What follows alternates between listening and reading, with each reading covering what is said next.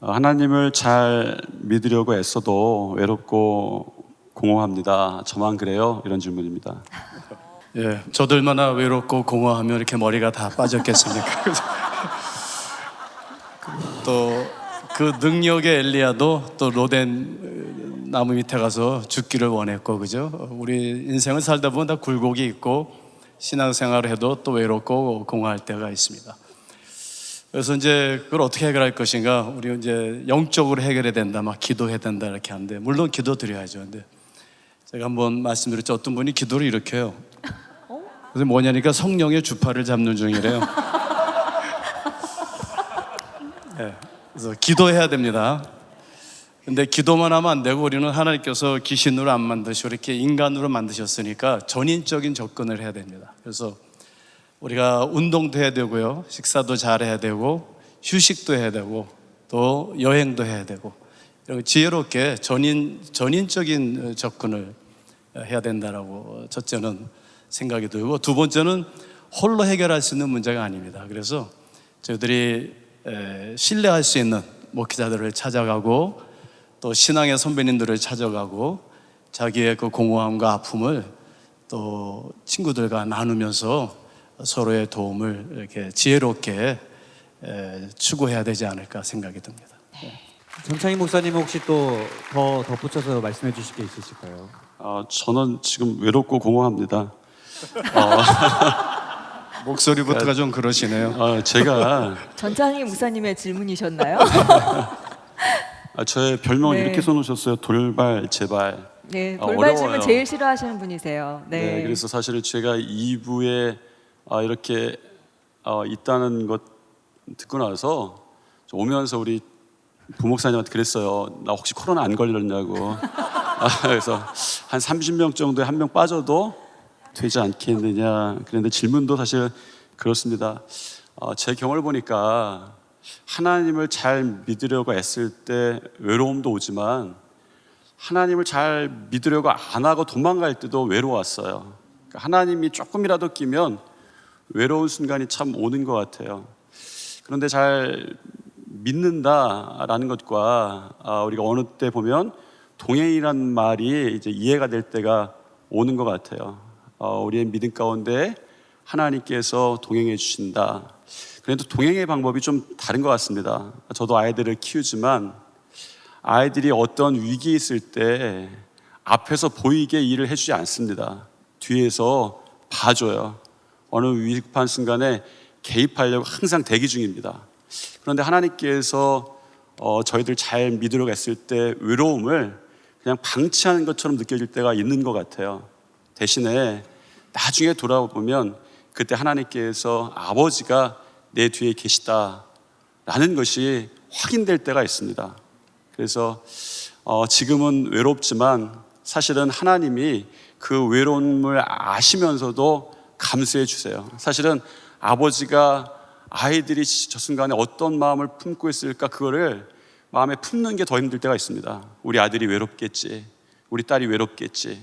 그런데 그 순간에 그 아이를 성장시키기 위해서 믿음을 잘 애쓰려고 할 때에 그 외로움을 놔두세요. 그런데 큰 그림에서 보면 하나님께서 함께 하시다, 그리고 그것이 분명히 나타날 때가 있더라라는 것이었습니다.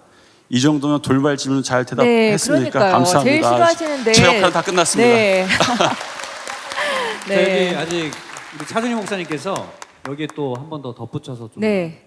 제가 그 고독에 대해서 좀 고민해 본 적이 있어가지고요.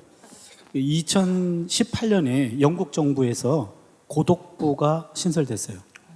고독부. 고독은 국가가 직접 나서서 대처해야 될 문제입니다 라는 사회 문제가 됐어요. 그래서 우리만 문제가 아니라 이거는 전 세계적으로 고독부라고 하는 것도 생길 정도로 고독의 문제가 심각하구나. 현대인들이 7명 중에 1명 정도가 만성적인 고독 감정을 느낀다고 합니다. 그런데 만성적 고독 감정은 하루에 담배 15개 피를 피우는 것과 같은 의학적 손상을 가지고 온답니다. 그러니까 이게 고독의 문제가 우리만의 문제가 아니고 전 세계적인 문제인데, 성경을 보니까 고독의 문제는 하나님과의 그 혼자서의 만남, 그곳의 맛을 느낄 때 그 고독의 자리가 고립과 외로움의 자리 아니고 신과 하나가 되는 자리라고 하는 것. 요거를 우리가 배우고 습관적으로 그것을 익히면은 하나의 돌파구가 될 수 있을 것 같습니다. 네, 감사합니다. 네. 자, 이제 이쪽으로 넘어가겠습니다. 오대식 네. 목사님께서 질문을 네. 뽑으셨나요? 네, 계란을 뽑았습니다. 삶은 계란을 뽑았는데, 이렇게 등골이 쫙 오싹한 느낌을 받은 게, 어떤 질문 뽑으셨어요? 이 질문은 김동호 목사님이 제일 잘 대답하실 것 같아요. 그래서 네. 질문 내 드립니다. 등골이 없어간다. 하나님을 믿지만 죽는 게 두렵고 무서워요. 저 신앙인 아니죠? 라고 하는 한국 교인들의 대표적인 질문입니다. 죽음을 무서워하게 만든 분이 하나님이세요. 그건 삶의 지혜거든요. 죽음이 안 무서우면 잘 죽어요. 높은 데 가면은 무서워서 뒤로 물러서잖아요. 그게 생명을 지키는 하나님의 지혜예요. 그러니까 죽음을 무서워하지 않는 게 중요한 게 아니라 무서운데 그것을 믿음으로 극복하는 것이지, 죽음이 안 무서우면 다 죽었을걸.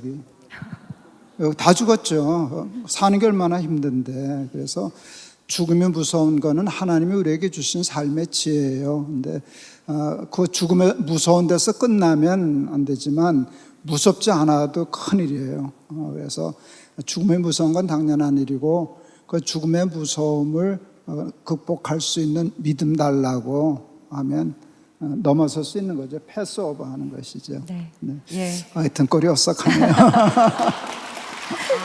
역시 명답 중에 명답이셨습니다. 네.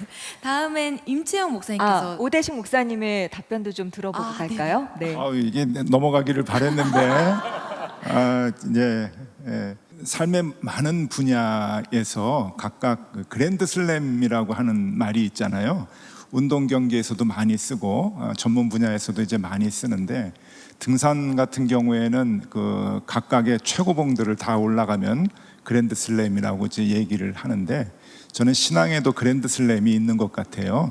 그러니까 처음에는 내가 달라고 하는 것들을 하나님께 응답받는 신앙부터 시작을 했다가, 이제 내가 갖고 있는 것들을 다 하나님을 위해서, 이웃을 위해서 많이 나누고 헌신하는 그런 그 신앙을 갖고 있다가, 나중에는 맨 끝에는 부활 신앙을 갖는 것이 최고인 것 같아요.